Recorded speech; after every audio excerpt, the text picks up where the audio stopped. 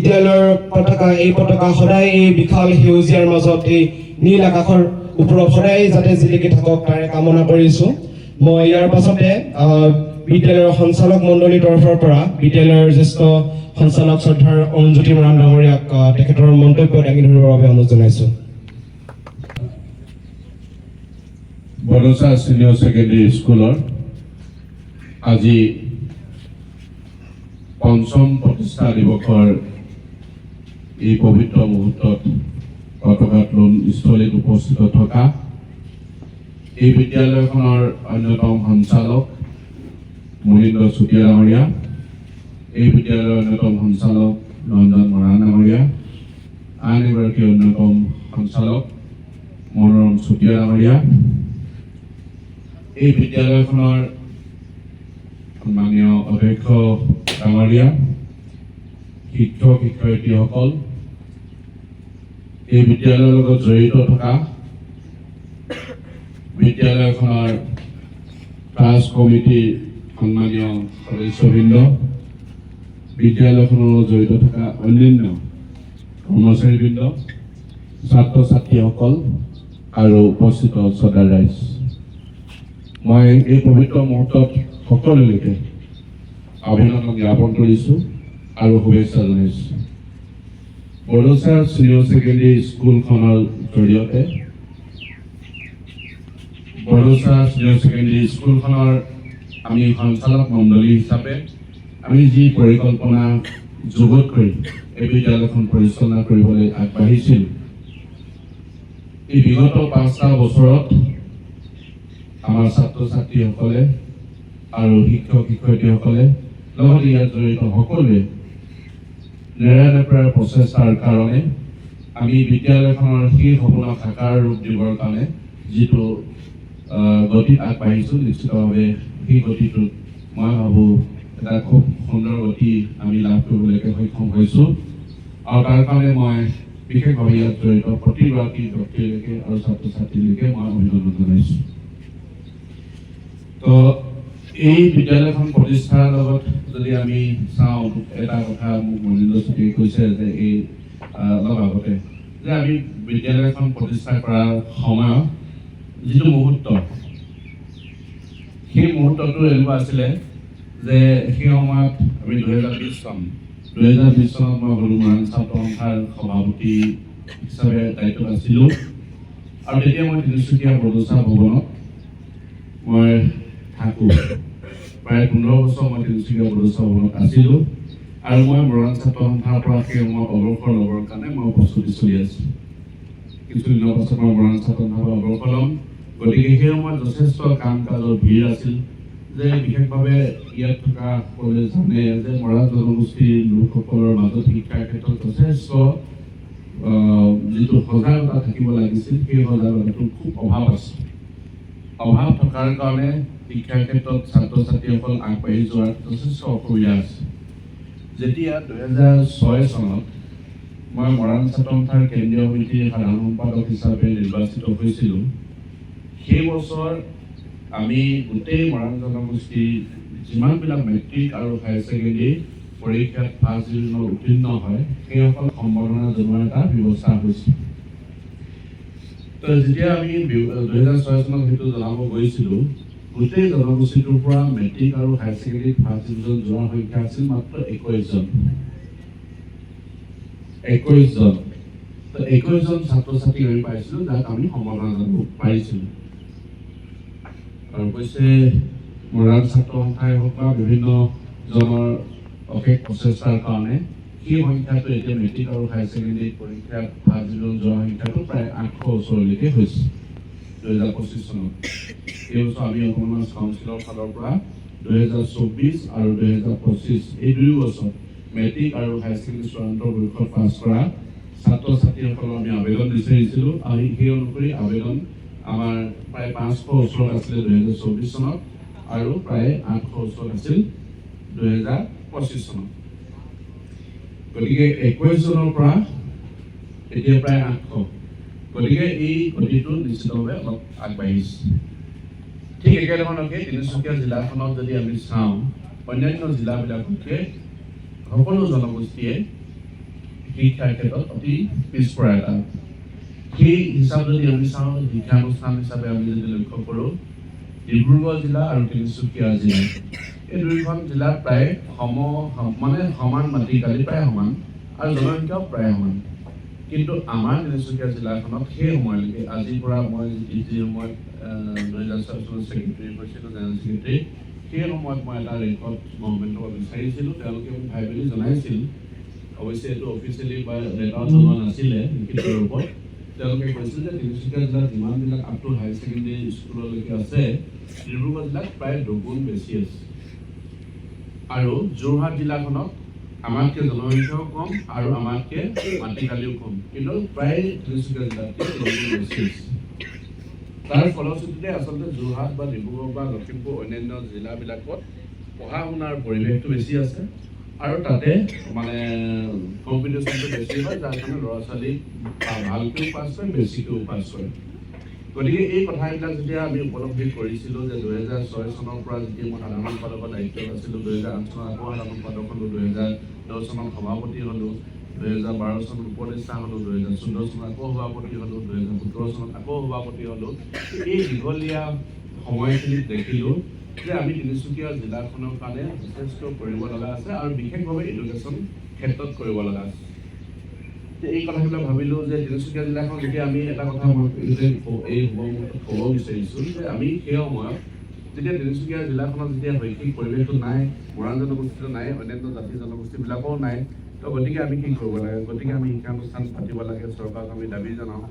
আমাৰ ইয়াত medical college হ'ব লাগে আমাৰ ইয়াত ইঞ্জিনিয়াৰিং কলেজ হ'ব লাগে পলিটেকনিক হ'ব লাগে তাৰ কাৰণে আমাৰ দাবী হৈছিল আন্দোলন হৈছিল বহুত কিবা কিবি হৈছিল তেতিয়া আমি এইবিলাক কৰিবলৈ ডিচি অফিচত যাওঁ বা চৰকাৰৰ ওচৰত যাওঁ তেতিয়া আমাক হাঁহি দিছিল যে আপোনালোকৰ ইয়াত কেনেকৈ ধৰণে মেডিকেল কলেজ হ'ব কোনে পঢ়িবলৈ আহিব আপোনালোকৰ ইয়াততো পঢ়া শুনা কৰা ল'ৰা ছোৱালীয়ে নাই ইয়াত পঢ়াবৰ কাৰণে কোন আহিব ইমানটো অসমত ডক্টৰে নাই এনেকুৱা ধৰণৰ কথা কৈ কিনে আমাক মানে কোনো কাৰণতে ইয়াত মেডিকেল কলেজ ইঞ্জিনিয়াৰিং কলেজ এইবিলাক নহ'ব এই ধৰণকে আমাক মানে সেই সময়ত প্ৰশাসন হওক চৰকাৰে আমাক সেই ধৰণকে কৈছে কিন্তু আমাৰ নেৰানেপেৰা প্ৰচেষ্টা বা অকল মৰাণ সন্থা বুলিয়ে নহয় আৰু বহুতৰ নেৰানেপেৰা প্ৰচেষ্টাৰ ফলশ্ৰুতিত এতিয়াতো তিনিচুকীয়া জিলাত মেডিকেল কলেজ ইতিমধ্যে আৰম্ভ হ'ল পলিটেকনিক ইনষ্টিটিউট আৰম্ভ হ'ল ইঞ্জিনিয়াৰিং কলেজৰ কাৰণেও ইতিমধ্যে কি হৈছে ইয়াতে মানে অসম চৰকাৰে অনুমোদন কৰি ৰাখিছে ঠিক একেধৰণে ইয়াত গভৰ্ণমেণ্ট মডেল স্কুল দিছে মডেল কলেজ দিছে বিভিন্ন ধৰণৰ হৈছে কি কাৰণে এই কথাবিলাক চৰকাৰে উপলব্ধি কৰাৰ কাৰণে বৰ্তমান মাননীয় মুখ্যমন্ত্ৰী ডক্টৰ হিমন্ত বিশ্ব শৰ্মা ডাঙৰীয়া ভাল ধৰণে উপলব্ধি কৰাৰ কাৰণে বা চৰকাৰে উপলব্ধি কৰাৰ কাৰণে এতিয়া মেডিকেল কলেজ হ'ল ইঞ্জিনিয়াৰিং কলেজ হ'ল বা অন্যান্য ইনষ্টিটিউটবিলাক হ'বলৈ আৰম্ভ কৰিলে আৰু ঠিক সমসাময়িকভাৱে আমিও উপলব্ধি কৰিলোঁ যে আমাৰো কৰিব লাগে অকল চৰকাৰে দায়িত্ব শেষ যে চৰকাৰকে আমি দায়িত্ব দিম চৰকাৰে নকৰিলে আন্দোলন কৰিম এইটোৱে নহয় যে চৰকাৰে নিশ্চিতভাৱে কৰিব লাগিব তাৰ কাৰণে আমি আবেদন নিবেদন কৰিম তাৰ কাৰণে যদি নাই দিয়া আন্দোলন কৰিম ঠিক আছে তাৰ পাছতো আমাৰো দায়িত্ব আছে এই দায়িত্বটো মানে তেখেতসকলে গৈ মোৰলৈকে আলোচনা কৰিম কৰি ৰখি প্ৰায় 1টামান বজালৈকে ৰখি থাকিম মোৰ লগত আলোচনা কৰিবলৈ তেওঁলোকৰ লগত মই আলোচনা কৰিবৰ কাৰণে সুযোগ পোৱা নাই কাৰণ অন্যান্য মানুহবিলাক যি আছিল বেলেগ কামত আহিছিল তো গতিকে হোৱা নাছিল পাছত আমি যেতিয়া 1টামান বজাৰ পৰা বহাৰ পাছত আমাৰ এই আলোচনা প্ৰক্ৰিয়াটো এনেকুৱা ধৰণে হ'ল যে আমি কৰিম কিন্তু কৰিবৰ কাৰণে বিভিন্ন সমস্যাবিলাক আছে বা আমি সেই সমস্যাবিলাক কেনেকৈ সমাধান কৰিম নাম কি এইবিলাক আলোচনা কৰি থাকোঁতে বিভিন্ন ধৰণৰ নামৰ কথা আহিলে তাৰপাছত একেবাৰে শেষত আমাৰ এটা সিদ্ধান্ত হ'ল যেতিয়া ৰাতিপুৱা চাগে 4টা কিমান হৈছিল 4টাতকৈ অলপ পাৰ হৈছিল তেতিয়া আমাৰ এটা ফাইনেল সিদ্ধান্ত হ'ল যে আমি এইখন স্কুলখন কৰিম তেতিয়া আছিলে জুনিয়ৰ কলেজ কৰাৰ কথা আছিল জুনিয়ৰ কলেজ কৰিম আৰু এই স্কুলখন আমি কেইজনে আমি চলাম যি কষ্ট হৈ কৰিম তাৰপাছত আমি আহিলে নাম কি নামটো আমি বহুত ভাবিলোঁ আলোচনা কৰিলোঁ আমি নাম ওলোৱা নাই দেখিলোঁ তাৰপিছত ৰঞ্জনে কোনে ক'লে যে বলোচা ভৱনত বহি আছোঁ যে এইটোকে নাম দিব লাগে ঠিক আছে চবেই সেইটো মই অৱশ্যে কোনজনে কৈছিলোঁ পাহৰি গ'লোঁ কোনোবা এজনে কৈছিল তো গতিকে সেইজনকে তাৰপাছত আমি বলোচা ভৱনটোকে বলোচা ভৱন বহি আছিলোঁ বলোচা জুনিয়ৰ কলেজ হিচাপে নামটো দিম বুলি সিদ্ধান্ত হ'ল আৰু সিদ্ধান্ত লৈ সিদ্ধান্ত ৰাতিপুৱাই থাকিল সেইদিনা আৰু কথা পতা নহ'ব মই ব্যস্ত থাকিলোঁ তাৰ দুদিনৰ পাছত আমি IAS অফিচত এগৰাকী বিপুল লগতীয়া বুলি কাম কৰে খুব তেখেতে ক্লাৰিকেল কামবিলাকক মানে এক্সপাৰ্ট তেখেতৰ ঘৰলৈ গ'লোঁ সন্ধিয়া ভাত তেখেতৰ ঘৰতে খালোঁ ক'লোঁ যে কথা পাতি মেলি যেতিয়া তেওঁ আমাক উৎসাহ দিলে যে এইটো খুব ভাল হ'ব কৰিব লাগে আমাৰ দায়িত্ব আছে কৰিব লাগে মই যি পাৰোঁ সহায় কৰিম সেই ধৰণকে তেওঁ সেইটো আমাক উৎসাহ দিলে আমি সেইদিনাই 2 জুলাই 2020 চন 2 জুলাই 2020 চন সেইদিনাই আমি ৰাতিয়ে ঘোষণা কৰিছোঁ যে আজি আমাৰ এই জুনিয়ৰ কলেজখন আৰম্ভ হ'ল আৰু সেইদিনাৰ পৰাই লগে লগে আমি সেইদিনাই আমি গোটেই যাৱতীয় কাম কাজ কাগজ পত্ৰ ৰাতিয়ে বনাবলৈ আৰম্ভ কৰি দিলোঁ মানে আমাৰ দুদিনৰ আগত আমাৰ নিশা আলোচনা হ'ল ৰাতিপুৱালৈ আৰু দুদিনৰ পাছত আমি ফৰ্মেলি ডিক্লেয়াৰ কৰিলোঁ সেইখন ৰাতি ডিক্লেয়াৰ কৰিছোঁ যে এখন বড়োচা জুনিয়ৰ কলেজ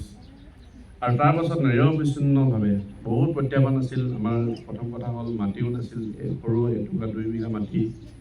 মাটিখিনি মোৰে আছিল তাৰপাছতে এই মাটিখিনিতে কৰিম বুলি ভাবি ল'লোঁ কৰিবলৈ আহোঁতে ৰাস্তাখিনিও নাই পথাৰ মাটিখিনি দ সেইটো এটা প্ৰব্লেম আছে তাৰপাছতে যি হ'ব বোকাই চুকাই হ'লেও আমি কিবা কৰিম কষ্ট মষ্ট কৰি আৰু বিশেষভাৱে এই একাডেমিক ছাইডটোত বা বিশেষভাৱে মানে এডুকেশ্যন মানে আমাৰ ষ্টুডেণ্ট কালেকশ্যন বা টিচাৰ মানে যোগাযোগ গোটেই কামখিনি ইজনে কৰিলে মই মানে আছিলোঁ যদিও এতিয়াও আছোঁ যদিও প্ৰেক্টিকেলি ইমানখিনি মানে ইণ্টাৰনেল কামবিলাকত মই যিখিনি বাহিৰৰ কাম থাকে কিবা থাকে বা সেই সময়ত অলপ ফাইনেন্সিয়েলৰ কাম যি আছিলে মই সেইখিনি কৰিছিলোঁ আৰু বাকী মই বিশেষভাৱে ধন্যবাদ জনাওঁ যে এই লোক তিনিজনে যিখিনি কষ্ট কৰিলে লগতে আৰু কেইবাজনো আছে ডিউটি ইফালে আছে বা দিগন্ততো বহুত মানে লাগি আছে আৰু ৰজনৰ মৰণৰ দেউতাক হাতে কামে যিখিনি লাগিছে বা মই টিচাৰসকলকো ধন্যবাদ জনাওঁ যে এই 5 বছৰতে যি ধৰণকে আমাৰ যিটো সপোন আছিলে এই সপোনটোক মানে ইয়াত স্থবিৰ হ'বলগীয়া নাই সপোনটোক মানে আগবঢ়াই নিবৰ কাৰণে কষ্ট চবেই কৰিছে শিক্ষক শিক্ষয়িত্ৰীসকল বা ইয়াত লাগি থকা বিভিন্ন মানে দিগন্ত মৰাণকে বিদ্যুতিকে আৰম্ভ কৰি অন্যান্য যিসকল লাগি আছে আৰু আছে কেইবাগৰাকীও মই নামবিলাক পটককৈ নক'লে থাকি যাব দুজন মানুহ তাৰপাছত আমাৰ বিশেষভাৱে আনুষংগিকভাৱে নন টিচিং ষ্টাফো যিখিনি আছে তেওঁলোকেও যথেষ্ট কষ্ট কৰিছে তো এই ধৰণকে আমাৰ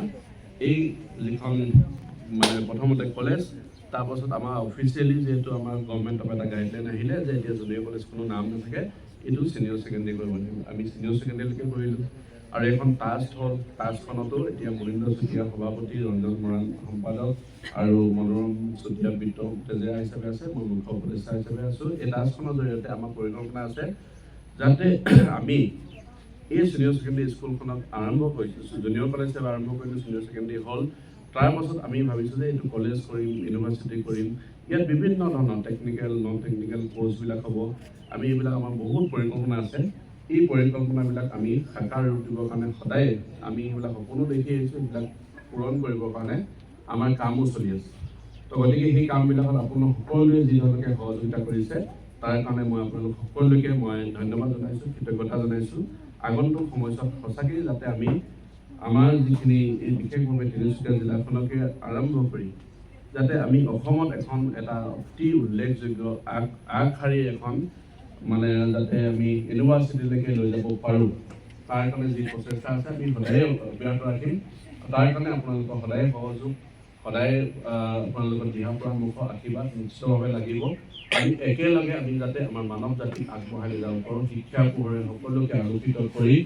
আমি একোগৰাকী নিজে সংস্থাপিত হ'ব পৰাকৈ স্বাৱলম্বী যুৱক যুৱতী গঢ়াৰ লগতে একোগৰাকী দেশৰ কাৰণে একোগৰাকী সুনাগৰিক হিচাপে প্ৰত্যেককে যাতে প্ৰতিষ্ঠা কৰিব পাৰোঁ তাৰ যিটো আমাৰ লক্ষ্য আছে সেই লক্ষ্যত আমি এদিন বাস্তৱত ৰূপায়িত হ'বলৈ সক্ষম হ'ব পাৰিম এই কথাটো আমি দৃঢ় বিশ্বাস আমাৰ আছে আৰু এই দৃঢ় বিশ্বাসে আপোনালোকৰ ওচৰত সকলোৰে ওচৰত মই পুনৰবাৰ এই কামত সহযোগিতা আগবঢ়াবৰ কাৰণে আপোনালোকে প্ৰত্যেকে একোগৰাকী এই যাত্ৰাৰ সহযাত্ৰী হিচাপে কাম কৰিবৰ কাৰণে মই আহ্বান জনাই এই প্ৰতিষ্ঠা দিৱসৰ শুভক্ষণত সকলোৰে প্ৰতি মই শ্ৰদ্ধা আৰু শুভেচ্ছা জনাই মই আজি কাৰ্যসূচী সফল হওক আমাৰ যি লক্ষ্য আছে সেই লক্ষ্য পূৰণ হওক তাকে কামনা কৰি মোৰ বক্তব্য সামৰণি মাৰিছোঁ ধন্যবাদ নমস্কাৰ